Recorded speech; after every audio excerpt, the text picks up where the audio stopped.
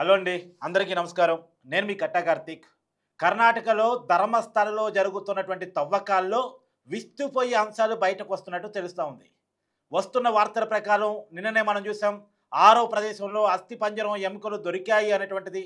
అంటే ఆరో ప్రదేశంలో జరిగిన తవ్వకాల్లో అస్థిపంజరం ఎముకలు బయటపడ్డాయి అనేటువంటిది. ఇప్పటికే మనం చూసాం, మొదటి తవ్వకం అప్పుడే ఏటీఎం కార్డు, పాన్ కార్డు, తర్వాత ఎర్ర జాకెట్, మహిళలు ధరించేటువంటి ఎర్ర జాకెట్ బయటపడేట్టు విన్నాం. ఇప్పుడు కొత్తగా వస్తున్నటువంటి ఇంకొక వార్త ఏంటంటే, ఈ తవ్వకాలు జరిపినటువంటి ఏడో ప్రదేశంలో కూడా ఎముకలు దొరికాయి అనేటువంటిది. ఈ దొరికిన ఎముకలు 13 ఏళ్ళ సంబంధించినటువంటి అమ్మాయికి సంబంధించినవని ఫోరెన్సిక్ నిపుణులు భావిస్తున్నారు అనేటువంటి వార్త కూడా పెద్ద ఎత్తున చక్కలు కొడుతుంది. కానీ అఫీషియల్గా ఇప్పటివరకు ఎంక్వైరీ చేస్తున్న సిట్ అధికారులు కానీ, ఫోరెన్సిక్ అధికారులు కానీ మీడియాకి చెప్పింది లేదు. కానీ మీడియాలో వస్తున్న వార్తల్ని నేను ప్రజెంట్ చేస్తూ ఉన్నాను. నిజానికి ధర్మస్థల గురించి మేము తక్కువ వీడియోలు చేయటానికి ఉన్న కారణం ఏంటంటే, అదొక సెన్సిటివ్ ఇష్యూ. దాని మీద కొన్ని వివరాలు తీసుకున్న తర్వాతనే, మిగతా అన్ని మీడియాల్లో వచ్చిన తర్వాత మాత్రమే దాని మీద వార్తల్ని అందించేటువంటి ప్రయత్నం చేస్తున్నాం. ఎందుకంటే ఇది ఒకవైపు హిందూ ధర్మం మీద జరుగుతున్న కుట్రని, ఎందుకంటే కర్ణాటక రాష్ట్రంలో టెంపుల్ టౌన్గా ధర్మస్థలకి పేరుంది. శ్రీ ప్రముఖ మంజునాథ ఆలయం అక్కడ ప్రసిద్ధిగాంచింది.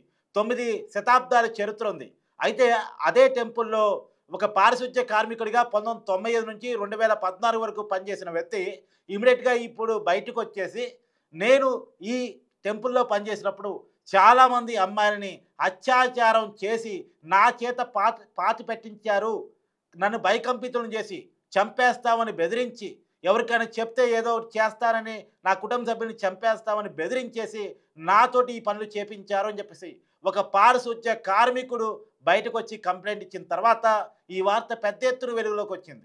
అయితే ఇది నిజమా కాదా, అతను ఇప్పుడే ఎందుకు బయటకు వచ్చాడు, నిజంగా తవ్వితే వాస్తవాలు బయటపడతాయా లేదా, అసలు తవ్వాలా వద్దా, ఇలా చాలా చర్చ జరిగింది. దీంట్లో రాజకీయాలు కూడా మిళితమై ఉన్నాయి. ఆ టెంపుల్కి సంబంధించినటువంటి ఒక ప్రముఖ వ్యక్తి, చాలా అండదండలు కలిగినటువంటి ఇన్ఫ్లుయెన్స్ కేటగిరీకి సంబంధించినటువంటి ఒక పెద్ద వ్యక్తి ఈ పనులన్నీ చేశాడు అని చెప్పేసి ఆ పారిశుధ్య కార్మికుడు చెప్తా ఉన్నాడు. చాలామంది అనుమానిస్తూ ఉన్నారు. అయితే నేత్రావతి నది పక్కన, ఆ ఆలయానికి పక్కనే ఆనుకున్నటువంటి అడవితో లింకప్ అయినటువంటి నేత్రావతి నది పక్కన ఈజీగా డీకంపోజ్ కాబడేటువంటి ఆ ప్రదేశంలో శవాల్ని పాతి పెట్టించారు అని చెప్పేసి ఆ పారిశుద్ధ కార్మికుడు చెప్తా ఉన్నాడు.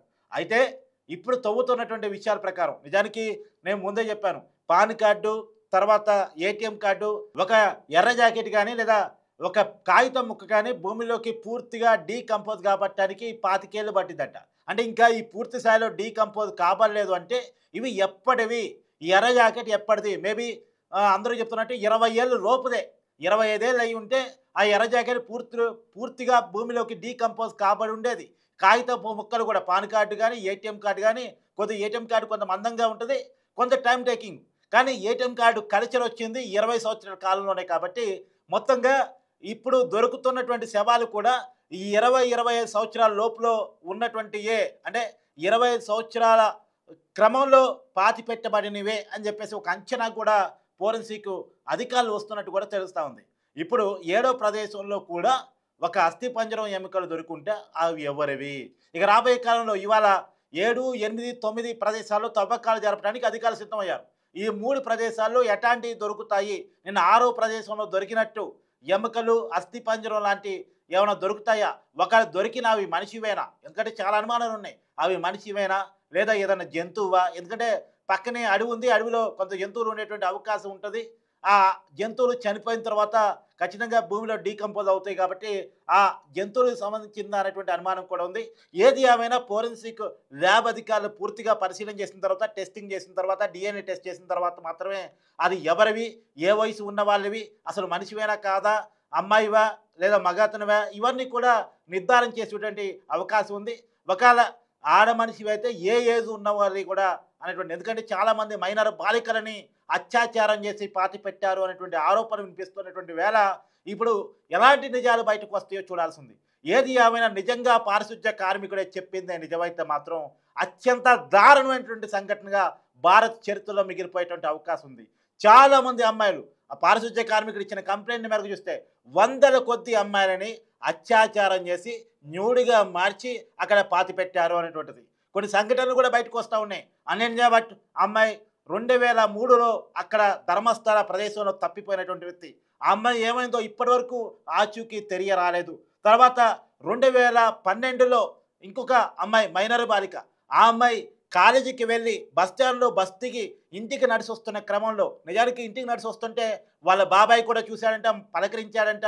బాబాయ్తో మాట్లాడి మళ్ళీ ఇంటికి నడిచి వస్తున్న క్రమంలో ఇంటికి రాకుండా ఆ అమ్మాయి తప్పిపోయినటువంటి పరిస్థితి.